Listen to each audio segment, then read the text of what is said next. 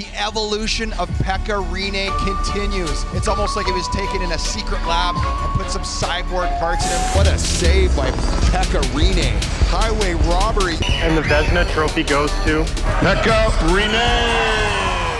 Pekka was inches away from never achieving anything in hockey, because back in 2004 he was just an 8th round draft pick that nobody expected to make it. Rinne was the 258th player selected in the NHL draft, and most players picked that late never play a single NHL game. When I was drafted so late, I honestly wasn't even thinking about being a starter, Rinne once said. I just wanted to someday make it to the NHL and maybe play a few games. Being a #1 goalie in the NHL felt like a distant dream. If you love underdog stories like Pekka's journey from obscurity to NHL stardom, hit that like button and subscribe to catch more incredible sports journeys just like this one. Now let's go back to where it all began, in a small Finnish town that shaped the man who would become a legend. However, thanks to some luck and a goalie coach who refused to give up on him along the way, the world was able to experience the goaltending genius of Pekka Rinne. Rinne would go on to become one of the best goalies of his generation, a Vezina Trophy winner, and the face of the Nashville Predators franchise, all while being one of the most respected players in the NHL. As legendary coach Barry Trotz once said, "If I had to choose one goalie to win me a must-win game, I'd choose many great goalies. But if I had to choose one goalie to save my life, I'd take Pekka Rinne." This is a story of how an 8th round draft pick became an NHL superstar. Pekka Rinne was born in 1982 in Kempele, Finland, a small town of about 17,000 people near the city of Oulu. Pekka was the second of 3 children born into a hard-working family, where his father Jukka drove a bulldozer and his mother Helena worked at a local grocery store. The Rinnes weren't rich, but they always made sure their kids had what they needed, especially when it came to hockey. "My parents worked extra jobs sometimes just to pay for my equipment," Pekka once shared. Goalie gear was always the most expensive in hockey, and they never complained once about it. But his path to the net wasn't straightforward. Pekka actually started as a forward, playing outdoor hockey on frozen ponds with his friends and older brother. In Finland, we played outside most of the time. The winters were so cold that sometimes our eyelashes would freeze, but we just kept playing, Rinne recalled.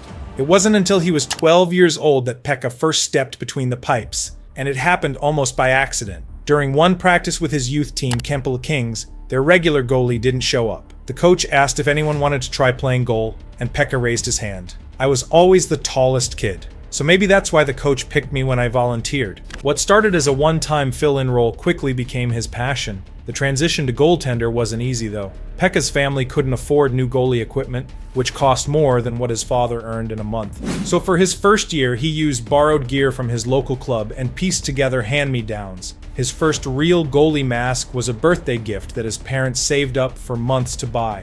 "I slept with that mask next to my bed. It was my most prized possession."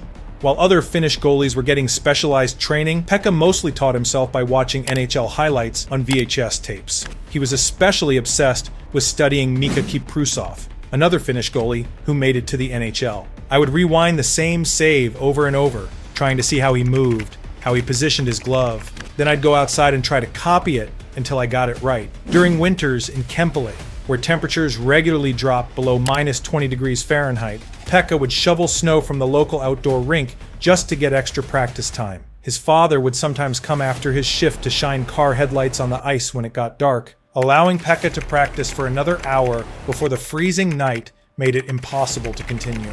As a teenager, Pekka joined the junior team for Carpet Oulu, making a 30-minute bus ride each way from Kempele for practices and games. His first real goalie coach, Ari Hilli, immediately noticed something special about the lanky kid with the borrowed equipment. Pekka was raw, but he had these incredibly quick reflexes and a calmness you don't usually see in young goalies, Hilli later recalled. But Pekka was far from a finished product. His technique was unpolished, and he relied mostly on his natural size and athleticism. What set Pekka apart wasn't his skill at first, but his practice habits. While other junior players hurried off the ice when practice ended, Rinne would stay for an extra hour, asking shooters to fire pucks at him. "I would be so tired I could barely stand up sometimes, but I'd always ask for more shots," Pekka said. "The coaches had to literally turn the lights off to get me to leave the ice." This dedication became legendary among his teammates, who'd often bet on how long Pekka would stay after practice. Rinne developed a unique training method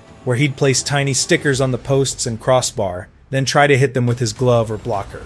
This simple drill, which he did hundreds of times daily, developed the pinpoint accuracy that would later become his trademark.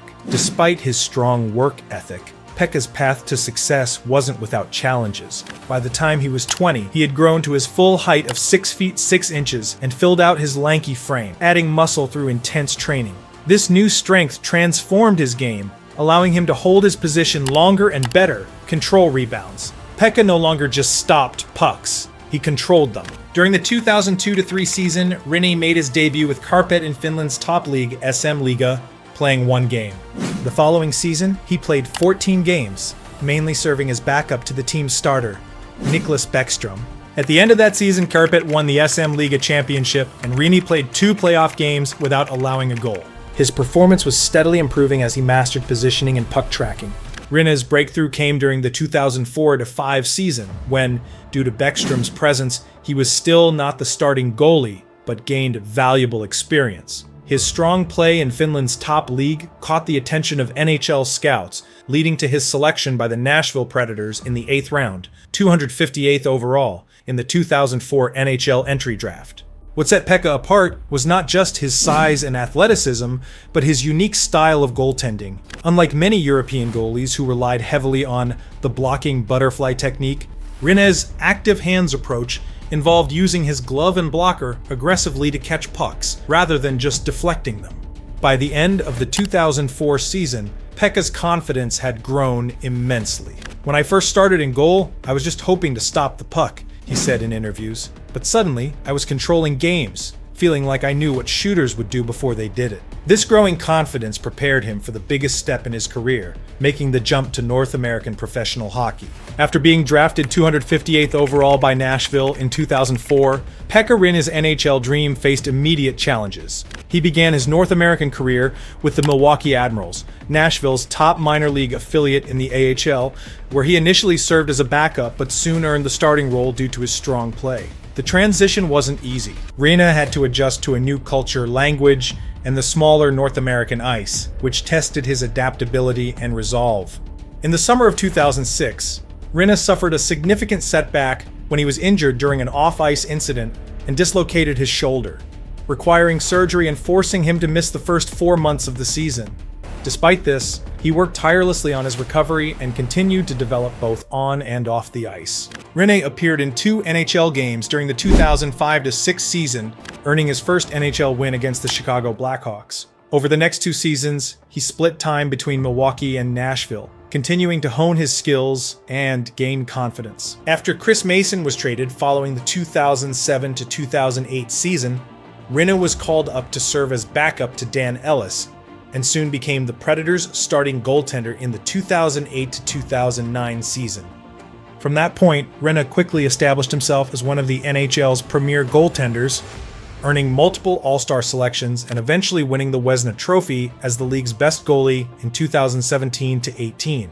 His perseverance through adversity and commitment to improvement made him a cornerstone of the Nashville Predators franchise. In the 2008-2009 season, Pekka finally got his chance as a full-time NHL goalie, splitting starts with Dan Ellis. By mid-season, it was clear who the better goalie was. Pekka won 7 straight games in February, allowing just 12 goals during that stretch. He finished his rookie season with 29 wins, a .917 save percentage, and 7 shutouts, numbers that ranked among the best for NHL rookies that year. In his second full season, Rinne took over as the clear starter, playing 58 games and posting a .911 save percentage. His style was unlike most NHL goalies, where others stayed deep in their crease. Pekka challenged shooters aggressively, using his 6 feet 5 inches frame to cut down angles. The 2010-2011 season is when Pekka truly arrived as a star. He put up 33 wins and a .930 save percentage, and in the playoffs, he played a pivotal role as the Predators won their first playoff series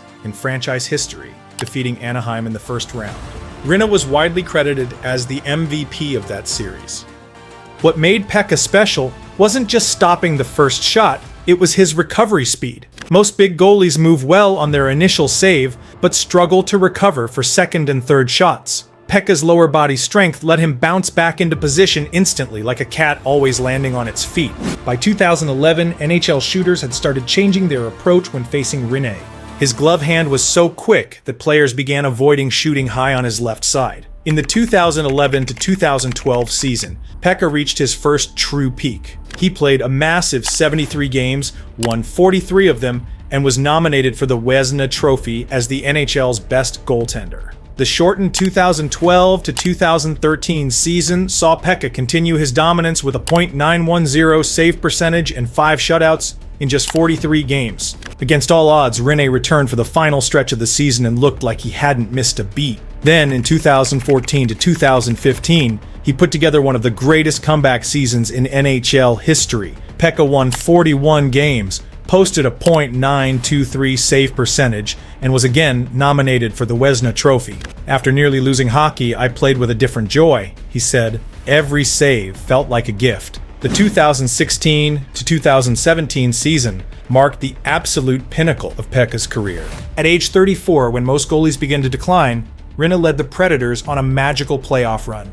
Nashville shocked the hockey world by sweeping the Chicago Blackhawks in the first round. Pekka allowed just 3 goals in 4 games against one of the most potent offenses in hockey. The Predators continued their run, beating St. Louis and then Anaheim to reach the Stanley Cup Finals, the first time in franchise history. Though they ultimately lost to Pittsburgh in 6 games, Pekka's performance throughout the playoffs was legendary. He finished with a .930 save percentage and 14 wins, making saves that defied physics. The following season, Pekka saved his very best for last. At age 35, he put together his finest statistical season, winning 42 games with a remarkable .927 save percentage and 8 shutouts. That same season, Pekka reached 2 huge milestones: his 300th career win and his 50th shutout, placing him in elite company among NHL goaltenders. Against Colorado in February 2018, he made 29 saves for his 300th win, becoming just the 34th goalie in NHL history and only the 3rd European-born goalie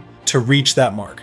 They called him the finish wall because of his size, but what truly set Pekka apart was his mental approach. "I was never the most technical goalie," he admitted. "I trusted my reflexes and feel more than perfect technique." His puck handling was exceptional, especially for a tall goalie. Teammates called him their third defenseman. Pekka's ability to play the puck effectively added another dimension to his game that many goalies his size couldn't match. By 2018, he completely reimagined his style. Where young Pekka relied on athleticism and spectacular saves, the older version focused on positioning and reading plays early. When the Predators drafted young Finnish goalie Juuse Saros, Pekka became his mentor rather than seeing him as competition. Saros learned tremendously from Rinne's experience and approach to the game. Even as his playing time decreased, Pekka celebrated Saros' success like a proud teammate. The 2020 season brought one final magical moment. Against Chicago, Rinne became just the 12th goalie in NHL history to score a goal, firing the puck the length of the ice into an empty net. "That felt better than any save I ever made," Pekka smiled. When he retired in 2021 after 15 seasons, all with Nashville, the city honored his tremendous contributions to the franchise. In his hometown of Kempele, they named the local rink after him and started a goaltending school in his name. Rinne finished his career with impressive statistics: 369 wins, 60 shutouts, and a .917 save percentage across 683 games. His final numbers tell a remarkable story: 369 wins, the most by any Finnish goalie in NHL history, 60 shutouts, a Vezina Trophy, and the record for most games played by a Nashville Predators player, with 683 appearances. But the numbers don't capture what Pekka meant to Nashville, a city that became a passionate hockey town in large part because of his presence and leadership. And that's the perfect example of Pekka Rinne's duality. He was both an elite NHL superstar who dazzled fans with spectacular saves, and also that same humble kid from a small Finnish town who never forgot his roots. While other stars bought mansions and luxury cars, Pekka was known for his modest lifestyle and generosity, often supporting family and youth hockey programs in Finland. In Finland, showing off wealth is considered pretty rude. "I'd rather help my family or give back to hockey programs for kids," he explained. When the Predators retired as number 35, the first player in franchise history to receive that honor, Pekka ended his speech by reflecting on his journey. He was never the most technically perfect goalie, but no one was going to outwork him or want it more. Sometimes heart really does beat talent. Thanks for watching this story of how an 8th round draft pick became an NHL superstar. If you enjoyed Pekka's incredible journey from Finland to NHL greatness, hit that like button and subscribe for more amazing sports stories that remind us anything is possible with enough heart and determination.